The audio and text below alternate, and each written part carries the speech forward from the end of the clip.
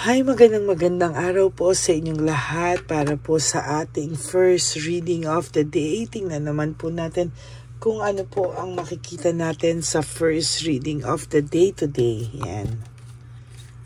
Okay.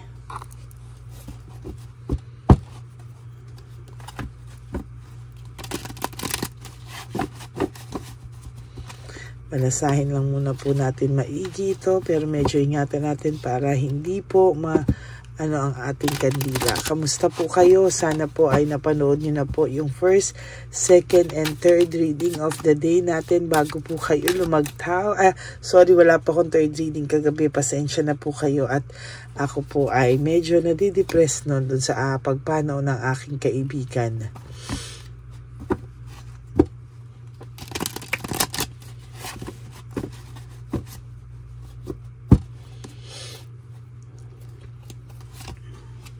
Nako, for your first card pa lang po, no? The Tower, no? Hindi ko po alam bakit ko nabuksan to. Dapat po tayo pa lang po ay mamimili, no? So, tiningnan ko na po, no? Dito po, parang ayaw niya pong mamili ako ngayon, ano? Parang gusto niya po, idire-diretso ko po ang reading ngayon. Okay, so kung ganyan po ang energy, ang nakikita ko po dito ay talagang disaster, no? Punong-puno po ng disaster ang buhay niya ngayon. Kaya po itong taong to ay nananahimik, no? Ayan, no? Pinapakiramdaman ko po ngayon ang kanyang pakiramdam. Bakit ganito po ang nangyayari sa kanya?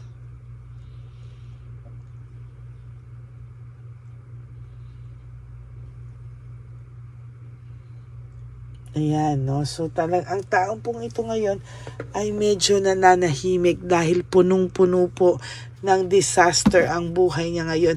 Ito po ay distracted. Lagi pong may kaba sa kanyang pakiramdam ngayon o siya po ay may bigat na nararamdaman ngayon at hindi niya po maipaliwanag, no? Hindi niya po maipaliwanag yung kaba na nararamdaman niya ngayon. Hindi niya po maipaliwanag kung ano ang pakiramdam niya sa ngayon. Sobra po ang gulo ng buhay nito ngayon at talagang hindi niya po akalain na maaapektuhan siya, no? Hindi niya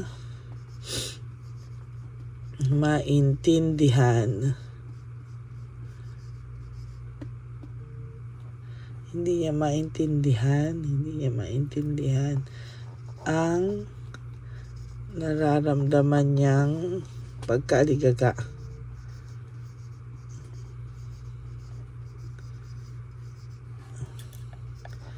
Naaaligaga siya sa dami ng karma niya ngayon.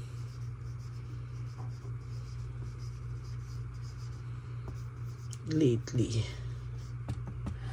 So, hindi niya maintindihan ang nararamdaman niyang aligaga dahil po sa dami ng karma niya lately. Tower is all about karma. And talagang ito yung kamalasan, ano? Ito po yung nakikita ko. Talagang na medyo hindi maganda, no? Hindi maganda at talagang sa nakikita ko sa kanya ay problemado tong taong to, no? Nananahimik siya, pwedeng wala kang naririnig dito ngayon, pero talagang ayan, no?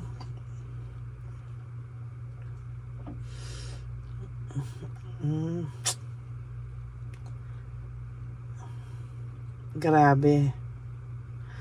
Sa totoo lang po, sa nakikita ko dito ay distracted talaga siya. Distracted, ang daming disaster, pagkabagsak po, no?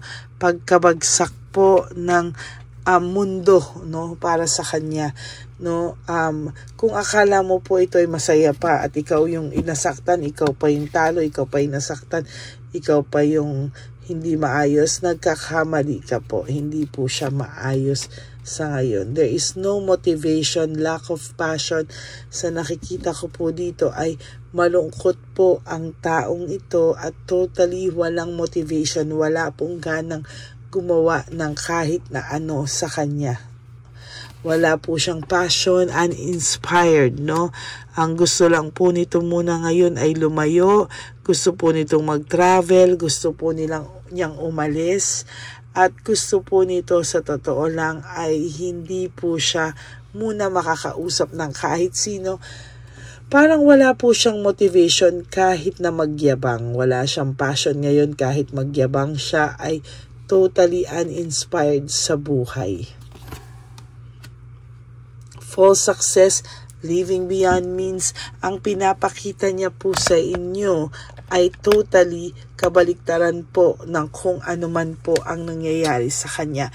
Meaning, kung pinapakita po nito sa iyo masaya siya, pinapakita po nito sa iyo na siya ay okay na, hindi ka na po nagmamatter, no, nako, kabaliktaran po talaga yan. Very, very few lang po ang nakikitaan ko po dito na kahit papano po ay tapat, no, or hindi sa tapat, no, nakakapag merong guts sabihin na talagang sila ay nalulungkot or may kakaiba sa kanila or aamin sila na hindi sila happy, pero sa totoo lang, ayan, no, grabe po talaga, no, sa totoo lang, hindi niya po talaga, yung iba po not all naman. Sa totoo lang, yung iba, konti-konti, very few po yung kayang umamin, no? Pero most of them, sa mga energies nyo po, malabo po, no? Malabo po talaga na umamin ito ng malungkot sila. Sa totoo lang. Ayan po, no? Hindi po sila aamin dahil po sa kanilang pride and ego, no? Palagi rin po silang nagka-clash ng interest ng inyong third party. Kaya po kung meron po kayong nakikita na parang ang saya-saya nila, hindi po totoo yan. Ako na po ang nagsasabi sa inyong hindi po yan totoo. No, sa totoo lang po ay mahihirapan po sila. Nako, very unstable ang relationship na meron siya, at sa totoo lang ay talagang hindi niya talaga maiiwasan, no, parang ang iniisip niya, nako, parang hindi naman true love yung naramdaman ko, parang infatuation lang. Ayan, no. Ngayon, meron po siyang fear of change. Ina-avoid niya po yung mga pwedeng mangyari sa inyo na makita mo ang totoong pakiramdam niya at matalo siya, o maging pakiramdam mo po ay talunan siya at maramdaman niya rin po na talunan lang siya.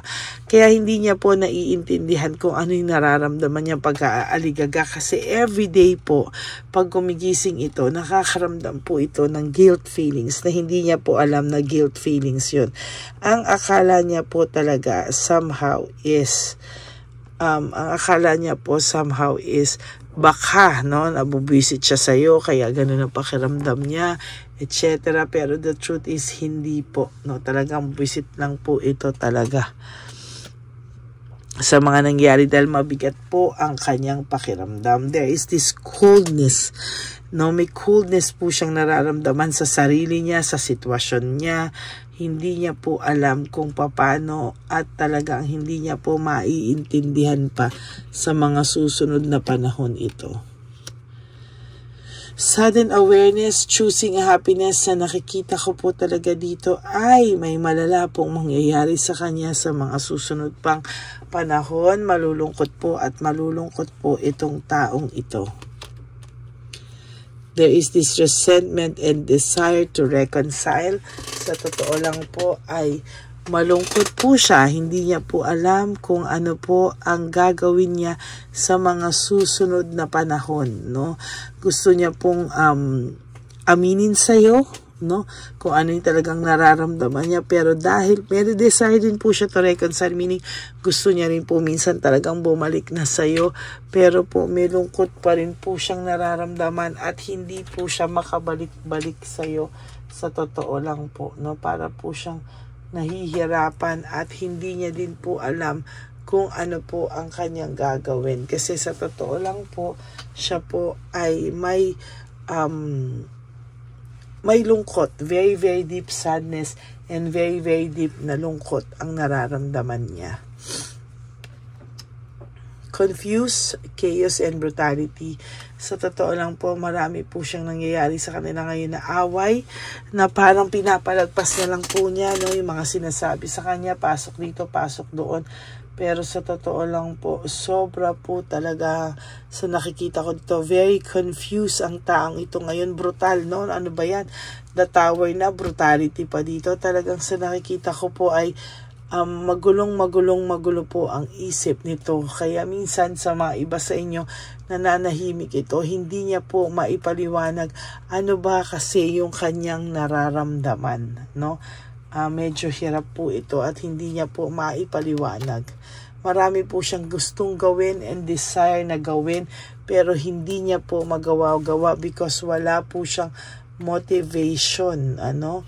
Wala po siyang motivation at meron po siyang fear of change and avoidance. Parang natatakot po siya na yung mga ambisyon niya at gagawin niya ay maging disaster lang po sa mga susunod pang panahon. Gusto niya na pong give up, overwhelmed po siya sa mga challenges na dumarating sa kanya o lahat ng karma na dumadating sa kanya ngayon, hindi niya po kinakaya, no? Alam niyo po na may mga dumarating ditong pera, pero ang bilis din po ng labas, no? Or siguro may dumarating ditong pera, ibabayad lang din niya somewhere, no? Mabilis po, hindi po tumatagal ang pera sa kanyang palad, no? Talagang paubos po lahat at kaya talagang nagtataka po ito bakit talagang ganon ang kanyang pakiramdam. There is this laziness, work without results. Sa nakikita ko po ay pagod po ito, no? Pagod po ito at sa nakikita ko po ay lalo po siyang mapapagod sa mga susunod na panahon. No direction, unpredictable, very very unpredictable po ang mangyayari sa kanya sa mga susunod na panahon at magpapatuloy po siyang walang direksyon sa buhay niya, no? Mostly po pag ang tao ay sobrang tigas, talagang hindi po siya makakagawa ng maayos na desisyon para sa kanyang sarili, no? Ang mangyayari po talaga dito ay magiging mas magulo pa po siya sa mga susunod na panahon. Tingnan po naman natin kung ano po ang message sa iyo for today ng Divine Universe. Ito po ay para sa iyo naman, ano? Kung ano po ang nakikita niya para sa iyo. Ano po ang kailangan mong gawin, no?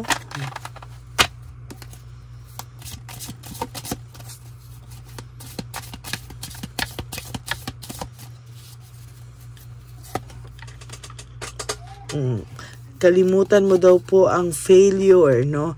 Ang lahat daw po ng mga maling nagawa natin ay isang opportunity para sa atin na matuto from this, no? Kung ikaw po ay binigyan ng failure, you have to realize daw po ano daw po ang mga ano daw po yung mga kailangan mong gawin para matuto dito, bumangon out of this, no? Kailangan mo pong bumangon at huwag ka pong magpalungkot, no? There is this growth. Kailangan mo pong i-expand yung awareness mo pa, no, sa mga nangyayaring ito. Na minsan po, kailangan mo rin gamitin po, mo rin po yung iyong isipan, hindi lang din daw po panay puso. Kasi pag panay puso lang din po, you will only end up failure, no? Na you failed, no? Kasi parang ginamit mo lang ng ginamit ang iyong puso. Samahan mo daw po ng strategy at samahan mo daw po ng pag-iisip, no? Sa totoo lang, yan po ang gawin mo. At sabi, for some of you, some, not all of you, minsan denial pa po kayo, no?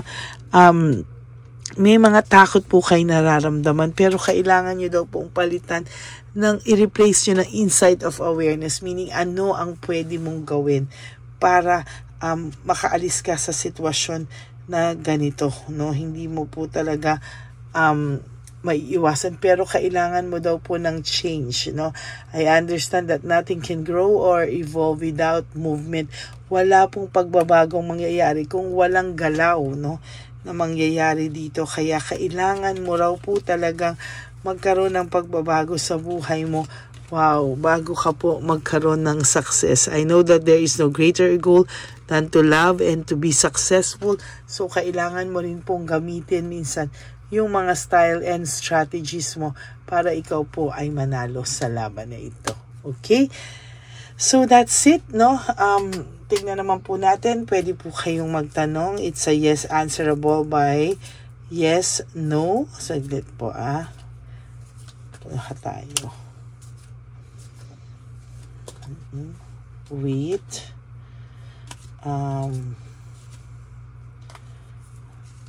No.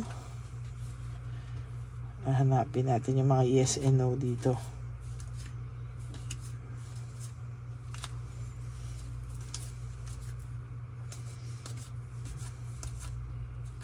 Yes.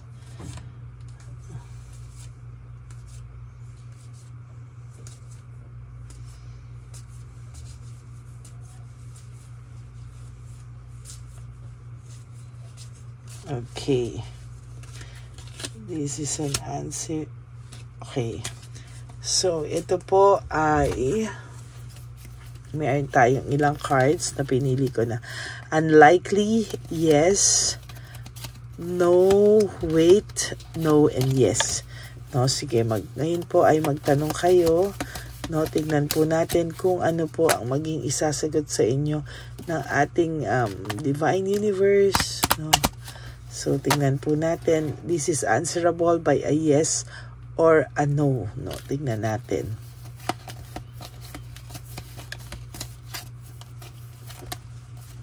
Hindi natin alam kung saan na yan. So, magtanong po kayo. Pumikit po kayo ngayon. And magtanong po kayo. And answerable by a yes, no, or wait, or unlikely. Pag sinabi pong unlikely, 50-50, okay?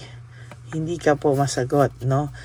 Hindi pa po sure, no? Kung parang 50-50 pa, pwedeng yes, pwedeng no. So, tingnan po natin ano po ang sasagot sa'yo ng ating Divine Universe sa ngayon. Tapos na po ba kayo magtanong? Okay, ang sagot po, pipili po tayo. Nakapikit po ako, teka. Ganyan na lang. O para hindi, ayan, hindi ko alam kung ano mabubunot ko dyan. You have to wait daw po. No, you still have to wait. No, hindi ka po sinagot ng yes or no, but you really have to wait. You wait for the right timing, for the right decision, and for the right moment and tamang oras at tamang panahon. Yan po ang sinasagot sa iyo ng ating Divine Universe at ng ating cards for today. Okay? Maraming salamat po sa inyong lahat. Ayan po ang first reading of today. And I hope makaresonate po kayo. And if you do, can you please give me a like and comment down below. At ang inyong pong first reading ay hindi niya maintindihan ang nararamdaman niya na pagkaaligaga o pagkakaba sa dami po ng karma niya lately. Yan po yan, And for those of you who would like to give me who would like to have a private reading with me, you can message me po at Ladyly Elena, that's Ladyly Elena. Nasa dulo po yan ng ating video. Diyan nyo lang po ako makakontakt. That's my only official and legit FB account. And, nga pala po, for those of you who would like to give me a super thanks for this video, I would really appreciate that and be grateful for that. Dahil tayo po ay nag-iipon na para sa ating One Love a Day Christmas edition. Ayan. And, sana po ay mas marami pa tayong mas mapasaya na ating mga street lolos and lolas sa ating mga daan. Okay? And for those of you for not skipping ads, I would really appreciate that and love that from the bottom of my heart as well. Sa dami po ng ating matutulungan dyan sa no skipping of ads. Okay? And please help me reach 20,000 subscribers. As of the moment, we are approaching 15,000 subscribers. Ikalat nyo pa po ang ating channel para mas marami pa po tayong nangangailangang taong matulungan at mapayuhan. Diba? Ayun lang po, at sa akin po mga ever loyal and super solid na Lady Elena friends, family, and subscribers, I love you all from the bottom of my heart. Mahal na mahal ko po kayong lahat, and God bless you all po.